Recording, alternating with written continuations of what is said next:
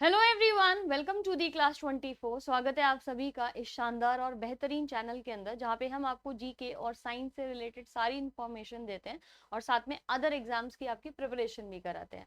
बहुत बड़ा एक क्वेश्चन है कि एसएससी बेसिकली है क्या।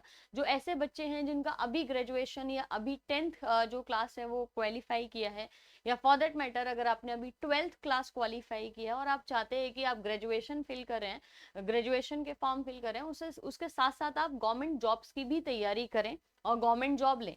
इंडिया के अंदर गवर्नमेंट जॉब की तैयारी करना और किसी भी गवर्नमेंट जॉब को लेना, सरकारी नौकरी जिसे कहते हैं, वो बहुत बड़ा सपना होता है।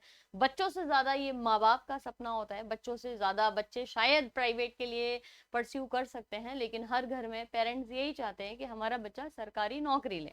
राइट।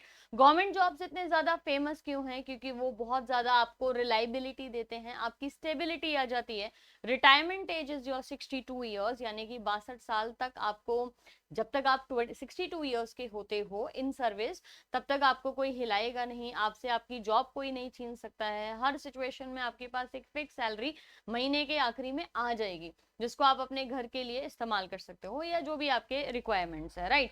लेकिन हाँ, अब जिन लोगों का ये नोशन है, जो मेरे साथ ये भी कहेंगे कि गवर्नमेंट जॉब में काम नहीं करना पड़ता है, इसलिए भी लोग प्रेफर करते हैं, तो मैं आपका ये डाउट क्लियर कर देती हूँ कि being in a government job, I know आपके वर्किंग आवर्स बहुत ज्यादा हो गए हैं पहले से। अभी 8.5 आवर्स के लिए आपको हर दिन काम करना ही पड़ता है, 8 से साढ़े घंटे, 8.5 घंटे।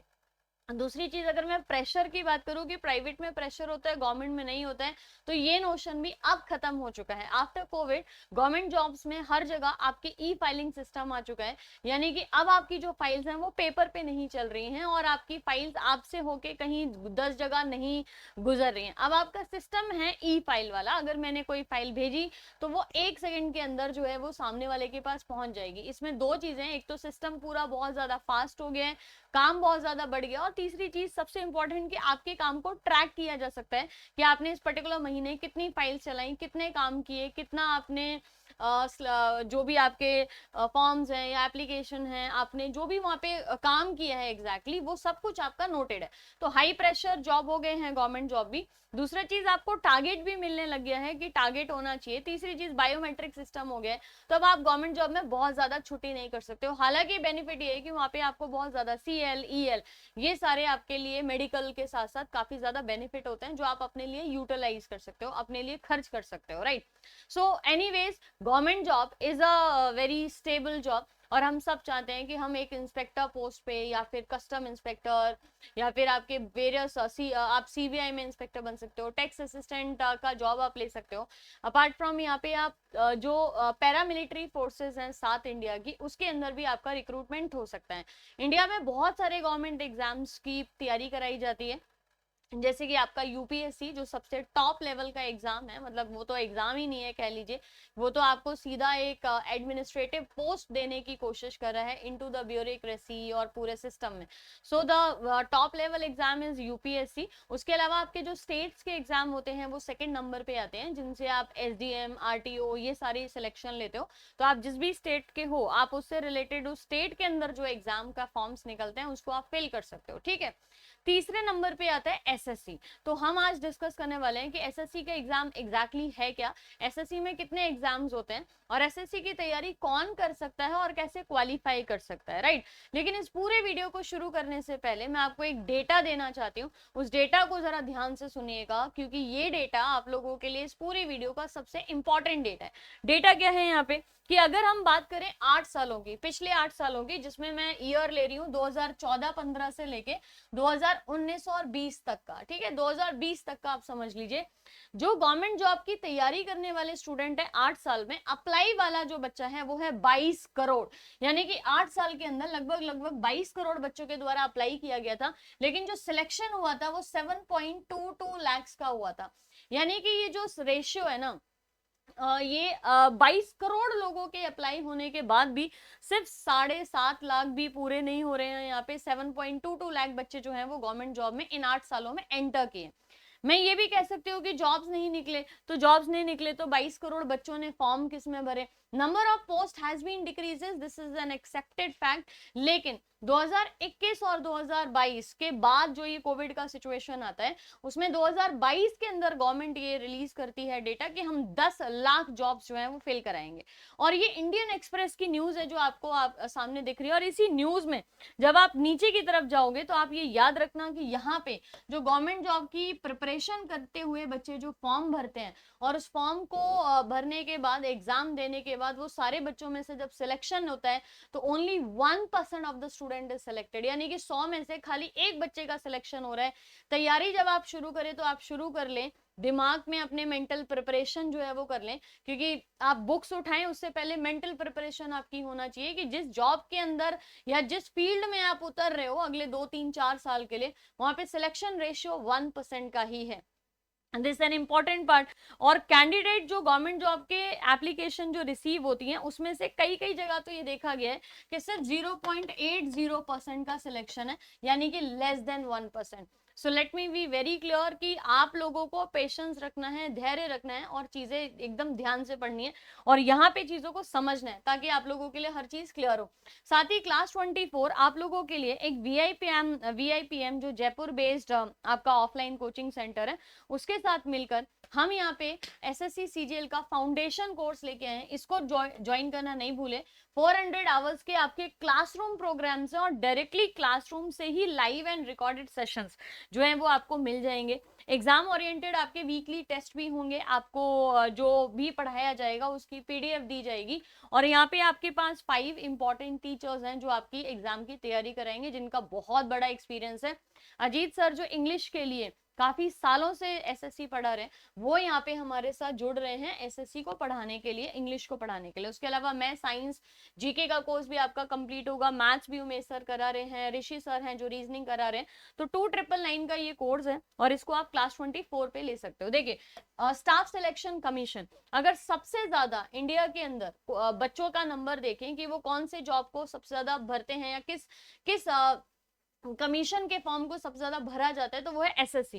एसएससी 4 नवंबर 1975 को गवर्नमेंट ऑफ इंडिया के द्वारा कॉन्स्टिट्यूट किया गया था और तब इसको सबऑर्डिनेट सर्विस कमीशन के नाम से जाना जाता था। बाद में 26 सितंबर 1977 यानी कि लगभग 2 साल के बाद सबऑर्डिनेट सर्विस कमीशन को स्टाफ सिलेक्शन कमीशन का नाम दे दिया था, क्योंकि स्टाफ जो है वो आप डिपार्टमेंट्स के लिए और मिनिस्ट्रीज के लिए फिल कर रहे हो। तो जो भी गवर्नमेंट की मिनिस्ट्रीज हैं उसमें आपको डायरेक्टली यहाँ पे जॉब मिलती है और ये पूरा जो कमीशन है ये आता है department of personal and training यानी कि डीओपीटी के अंडर में ही आता है। और स्टाफ सिलेक्शन कमीशन हर साल जो इंपॉर्टेंट 8 एग्जाम कराता है उनके लिस्ट कुछ इस तरीके से हैं। एसएससी कंबाइंड ग्रेजुएट लेवल, ये इस पूरे एसएससी कमीशन का सबसे इंपॉर्टेंट और सबसे डिफिकल्ट पेपर कहा जाता है। SSC combined graduate level SSC का सीजीएल का पेपर होता है, जिसके अभी 2023 में फ्रेश फॉर्म्स जो है वो निकल चुके हैं और आपका जुलाई में इसका प्री का पेपर भी है। SSC combined higher secondary level जो कि सीएचएसएल कहा जाता है, मेरे हिसाब से वैसे तो सीजीएल काफी डिफिकल्ट और काफी इंपॉर्टेंट एग्जाम है क्योंकि वो ग्रेजुएट लेवल को क्रॉस कर चुका होता है, लेकिन सीएचएसएल का पेपर के लेवल का डिफिकल्टी सीजीएल से कहीं ज्यादा होती है। मैथ्स और अगर मैं जीके की बात करूं तो कंपैरेटिवली सीजीएल और सीएचएसएल में बहुत डिफरेंस नहीं होता है। आपको डिफरेंस ये इंपॉर्टेंट याद रखना है कि सीजीएल आप ग्रेजुएट के एग्जाम के बाद ही फिल कर पाओगे, जबकि सीएचएसएल का पेपर जो है वो आप 12th पास होने के बाद भी फिल कर सकते हो। ठीक है, 12th पास होने के बाद भी फिल कर सकते हो। एसएससी स्टीनोग्राफर सी&डी के जॉब्स होते हैं, जो कि स्टीनोग्राफर होता है जहां पे एक लैंग्वेज होती है जिस लैंग्वेज के अंदर डेटा को स्टोर करना पड़ता है और ये लैंग्वेज होनी चाहिए एकदम क्रिप्टो टाइप की, यानी कि दूसरे को ज्यादा समझ ना आए और अपने को समझ आए। ठीक है, तो ये डेटा प्रोटेक्शन की बात करता है। एसएससी मल्टीटास्किंग स्टाफ, इसके अंदर भी हर साल बहुत ज्यादा सिलेक्शन किए जाते हैं और एमटीएस होता है 10th लेवल पे, यानी कि अगर आपने 10वीं का पेपर पास कर लिया है, 10th का रिजल्ट आपका आ गया है तो आप एमटीएस का फॉर्म भर सकते हो। ये group C group D jobs होती हैं जहाँ पे आप गार्डनिंग, या जो ऑफिसर्स के अंदर जो हमारे बॉयज होते हैं, जो क्लर्क्स जिन्हें आप बोलते हो, उनकी जॉब यहाँ पे लगती है, जो कि मल्टी ग्राउंड लेवल पे जो लोग काम करते हैं, बेसिकली ग्राउंड ड्यूटीज जिनको दी जाती हैं, डेस्क ड्यूटी नहीं है, ग्राउंड ड्यूटी है, ये मल्टीटास्किंग स्टाफ हो गया। उसके अलावा एसएससी जे, ये टेक्निकल एग्जाम है एसएससी का, जिसको आपके जो इंजीनियर कैटेगरी के जो बच्चे हैं वही इसको फिल कर पाते हैं और वही दे पाते हैं। SSC junior Hindi translator, SSC general duty constable, ये जीडी के नाम से जानी जाती है। जीडी में इस साल यानी कि 2023 के अंदर बहुत ही भर के आपके वैकेंसीज भी आए, 50,000 के आसपास वैकेंसीज आए। जीडी में जो वैकेंसीज लगती हैं, या जो आपका जीडी के अंदर जो सिलेक्शन होता है, वो 7 पैरामिलिट्री फोर्सेज में होता है। अगर आप शौकीन हैं या आपके अंदर ये जज्बा है कि आपको भारत के किसी इंडियन फोर्स के अंदर जाना है, बाय एनी पैरामिलिट्री फोर्स हो सकता है, तो उसमें आपका CRPF, BSF, Assam rifle, ITBP, ये सब कुछ आपका जीडी ही भरवाता है। जीडी की वैकेंसीज बहुत फ्रीक्वेंट हो गई हैं, आपकी 56,000 के आसपास पीछे वैकेंसीज आई हैं, जिनमें आपके सिलेक्शन का प्रोसीजर चल रहा है, और आगे भी इनमें जीडी में वैकेंसीज बहुत आएंगी, क्योंकि इंडिया एज एन यूनियन ये क्या कर रहा है, ये आपका जो पैरामिलिट्री फोर्सेज है उनका नंबर बढ़ा रहा है। एसएससी सेंट्रल पुलिस ऑर्गेनाइजेशन, जो कि सीपीओ का पेपर कराता है, इसमें आपका एसआई का पेपर भी आता है। दिल्ली पुलिस एसआई, डीपीएसआई के नाम से जिसको बोलते हैं, इसका अलग से पेपर कंडक्ट होता है। और एसएससी सिलेक्शन पोस्ट, जो अभी हाल ही फिलहाल में आई थी, ग्रुप 11 करके एक पोस्ट अभी हाल ही फिलहाल में आई थी, उनके अंदर ये बाकी के जो आपके सिलेक्शन पोस्ट हैं, उसमें अदर जो वैकेंसीज होती हैं उनको फिल कराया जाता है। आज की डेट में सबसे एक्टिव अगर कोई कमीशन है तो वो एसएससी का ही है। Let's start with SSC CGL. SSC CGL group B और ग्रुप सी ऑफिसर्स को रिक्रूट करता है टॉप मिनिस्ट्रीज या डिपार्टमेंट और ऑर्गेनाइजेशन के अंदर। और डिपार्टमेंट जो है वो कुछ ऐसे हो सकते हैं, असिस्टेंट ऑडिट ऑफिसर होता है आपका, जो कि सीएजी के अंदर ही काम करते हैं। Ministry of railway, ministry of external affairs, ministry of secretariat services, intelligence bureau, आप असिस्टेंट सेक्शन ऑफिसर का काम कर सकते हैं। असिस्टेंट मिनिस्ट्रीज के अंदर सीबीडीटी के अंदर इनकम टैक्स इंस्पेक्टर बन सकते हैं। आपके एक्साइज इंस्पेक्टर सीबीआईसी के अंदर बना जा सकता है। Enforcement group department of revenue के अंदर CBI, narcotics department, statistical implementation, और ये सब इंस्पेक्टर्स हैं आपके, ठीक है। Registrar general of India, CAG के ऑफिसेज, आपकी सेंट्रल गवर्नमेंट ऑफिसेज, मिनिस्ट्रीज जो होती हैं वहां पे आपको ये डिफरेंट पोस्ट दिए जा सकते हैं। टैक्स असिस्टेंट का पोस्ट आपका ग्रुप सी पोस्ट होता है, जो कि सीबीडीटी और सीबीआईसी पोस्ट बोला जाता है। गवर्नमेंट डिपार्टमेंट्स में आपका यूडीसी यानी कि अपर डिवीजन क्लर्क बना दिया जाता है। इसी एग्जाम की अगर मैं बात करूं तो इसका पे स्केल बहुत अच्छा माना जाता है। आपका पे स्केल इसमें 6 से शुरू होकर 7, 8, 9 तक भी जाता है, विच विल एक्चुअली कैन 50,000 से शुरू करके आपका सैलरी 80,000 के आसपास पहुंच सकता है, या इवन मोर देन दैट। और अगर आप 5 साल का पूरा एक टाइम पीरियड फिक्स अपना निकाल लेते हो तो फिर तो सैलरी बढ़ जाती है। तो CGL is on a very high priority of the student. Graduation clear करके ही आपको ये एग्जाम देना होता है। सेकंड एग्जाम जैसे मैंने बोला सीएचएसएल, ये 12th पास करके आप देते हो। और अगर सीजीएल आपका अपर डिवीजन क्लर्क को फिल करवा रहा है तो सीएचएसएल लोअर डिवीजन क्लर्क को फिल करवाता है। आपका junior secretariat assistant, postal assistant, sorting assistant, data entry operator post जो है ना, इनको फिल कराता है, ठीक है। हम बात करें यहाँ पे कि अगर ये पूरा एग्जाम जो कि आपका मिनिस्ट्रियल पोस्ट को और ग्रुप सी की मैं बात करूं यहाँ पे, तो यहाँ पे आपका जो एमटीएस का पेपर है, हम उसकी बात कर रहे हैं। ये नेशनल एग्जाम कंडक्ट कराया जाता है अगेन बाय एसएससी। ये ग्रुप सी की पोस्ट है। नॉन गजेटेड पोस्ट भी इसमें शामिल आपकी हो सकती है। गजेटेड पोस्ट होती है लेवल 6 के ऊपर की जो पोस्ट होती है, ये लेवल 6 से नीचे की पोस्ट है, सो ये नॉन गजेटेड है। एमटीएस की बात करें, एमटीएस में हवलदार, डेफ्ट्री, सफाई वाले, जूनियर जेस्टेटनर, ऑपरेटर, पियोन, चौकीदार, माली, ये जो मैंने आपको बोला जो ग्राउंड वर्क होता है वो सब एमटीएस में कराया जाता है। लोअर एज लिमिट इसकी 18 साल है। देखिए मैक्सिमम जो आपके एग्जाम है ये, उनकी एज लगभग 20 से लेके आपकी 27 के आसपास रहती है। अब एमटीएस में बच्चा 10th ही पास करके आ रहा है, 10th पास वाले बच्चे को भी ले रहे हैं, तो इसलिए 18 साल जो है वो एज कर दी है। वरना अमूमन 20 से 27 के बीच में, कुछ जॉब्स में आपकी एज 30 तक भी जा रही है सीएचएसएल और सीजीएल में, और ये आपका यहाँ से लोअर हो रहा है वो 18। तो आप इस ब्रैकेट में कहीं पे भी आ रहे हैं तो हाल ही फिलहाल निकले हुए कुछ एग्जाम के फॉर्म जो है वो आप भर सकते हैं। इस समय जब मैं ये वीडियो कर रही हूँ तो सीएचएसएल 2023 का फॉर्म निकला हुआ है, ठीक है, तो वो आप फिल कर सकते हो यहाँ पे। कौन कांस्टेबल एसएससी जीडी, ये आपका ये काफी इंटरेस्टिंग सा पेपर है। मतलब मुझे अगर इन सारे पेपर में से सिलेक्ट करना हो तो सीजीएल तो है ही ऑन टॉप, लेकिन उसके अलावा SSC GD is also an important exam. General duty इसमें लगाई जाती है BSF, border security force, central industrial security force CISF, central reserve police force CRPF, Indo Tibetan border police ITBP के नाम से जिसको जाना जाता है, सशस्त्र सीमा बल SSB, national investigation agency NIA, secretariat security force SSF, और साथ में असम राइफल के अंदर भी इसमें आपकी वैकेंसीज आती हैं और उनको फिल कराया जाता है। तो GD is for the paramilitary forces, लेकिन ड्यूटी आपकी जनरल होगी, है ना। हालांकि आपको चीजें तो सारी सिखाई जाती हैं, बंदूक चलाना और ये सारी चीजें, लेकिन ड्यूटीज जनरल हैं आपकी। दैट इज आपको अगेन ग्राउंड ड्यूटी पे ज्यादा काम करना है। So GD is an important exam. Junior SSC JE का जो मैंने आपको बताया, ये तो जूनियर इंजीनियरिंग के नाम से ही है पेपर।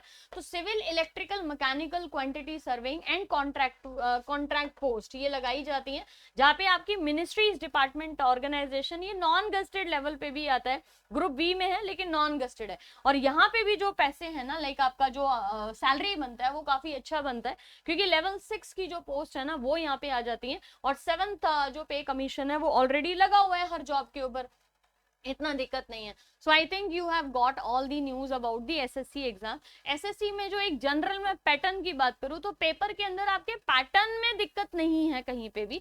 अगर आप इनमें से कोई भी पेपर देते हो तो आपको इंग्लिश आनी चाहिए, जनरल अवेयरनेस आनी चाहिए, मैथमेटिक्स आनी चाहिए और रीजनिंग आनी चाहिए।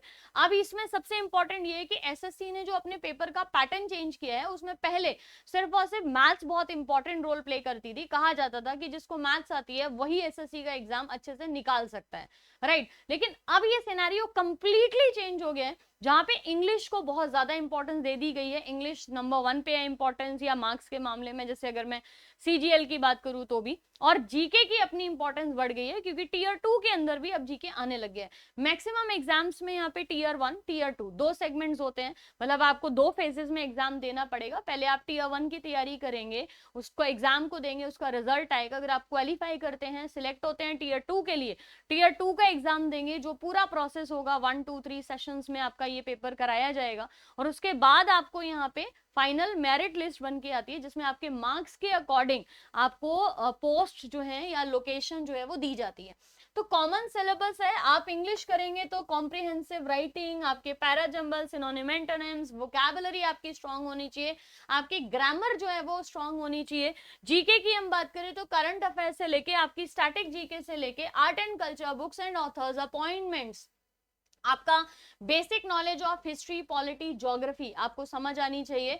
आपका हर एक सेक्शन जो है वो पूरा होना चाहिए, जैसे आप इंडियन हिस्ट्री, वर्ल्ड हिस्ट्री, हर चीज पता होनी चाहिए आपको। तो GK is a vast, yes of course, लेकिन यहाँ पे अब इसके मार्क्स की, पहले तो एसएससी वाले बच्चे जो भी एग्जाम एसएससी का दे रहे हैं 15 दिन पहले जीके देके पढ़ के जा रहे हैं, बट अब एसएससी एक इंपॉर्टेंट रोल प्ले कर दी है फॉर जीके, तो अब आपको जीके अच्छे से पढ़ के जानी होगी। मैथमेटिक्स में वही आपका एलिमेंट्री मैथमेटिक्स है, लेकिन हाँ मैथमेटिक्स के ऊपर आपके काफी क्वेश्चंस हैं जो टफ बन जाते हैं। हालांकि mathematics is the only subject जहाँ पे बच्चे फुल मार्क्स भी लेके आ रहे हैं, ला तो जीके में भी रहे हैं, इंग्लिश में भी रहे हैं, रीजनिंग में भी रहे हैं, but it is easy to qualify under this part. Intelligence यानी कि reasoning, general intelligence and reasoning, जहाँ पे विजुअल मेमोरी, वर्बल आपका reasoning, non verbal reasoning, analogy, coding, decoding, similarity, differences, recent studies and theories, इनके ऊपर आपको questions पूछे जाते हैं, राइट। सो एक पैटर्न फिक्स है। अब आप इसका एग्जैक्ट फॉर्मेट, जिस फॉर्म को आप फिल करना चाहते हो, उसके लास्ट 10 to 20 ईयर्स पेपर्स आपके मार्केट में अवेलेबल है। मैं आपको इस वीडियो के लास्ट में सिर्फ एक ही चीज बोलूंगी, और आपके अगर दिमाग में वो चीज फिट हो जाती है तो आप इस एग्जाम को क्वालिफाई कर सकते हैं। आप एसएससी का कोई भी एग्जाम दीजिए, आप इंडिया के फॉर दैट मैटर कोई भी एग्जाम दीजिए, आप मैट्रिक 10th के लेवल से लेके आप यूपीएससी तक का एग्जाम दीजिए, जिस एग्जाम को आप देने जा रहे हो ना, अगर आपने उसके 100 to 150 टेस्ट पेपर्स कर लिए विद टाइम ड्यूरेशन, आप घड़ी में अलार्म लगाओ या आप टाइमर सेट करो कि इस 1 आवर के अंदर आपको यहाँ पे मल्टीपल, मतलब 1-2 घंटे के अंदर ये टेस्ट कंप्लीट करना है। टाइम के साथ जब आप 100 to 150 टेस्ट दे देते हो, एटलीस्ट एसएससी का आपसे एग्जाम कोई भी रुकेगा नहीं, बशर्ते उससे पहले आपका सिलेबस कंप्लीट होना चाहिए। तो आपको 2 फेजेस से गुजरना है, आप 6 महीने लीजिए, आप 8 महीने लीजिए, अपना बेसिक सिलेबस जो है ना उसको कंप्लीट करिए सबसे पहले। उसके अलावा कुछ नहीं होगा, पहले दिन से टेस्ट नहीं देना, नहीं तो आप डिमोटिवेट हो जाओगे।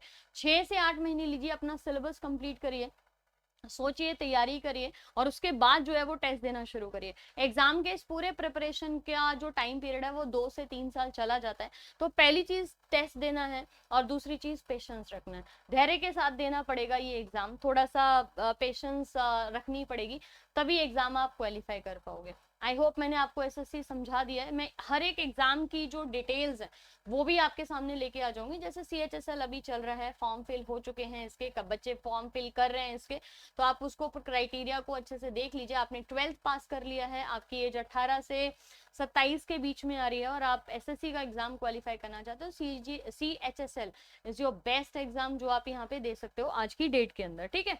तो वीआईपीएम जो कि क्लास 24 के साथ एसोसिएट करके सीजीएल का एक फाउंडेशन कोर्स आ रहा है। देखिए मैंने आपको क्या बोला, CGL is the top most exam.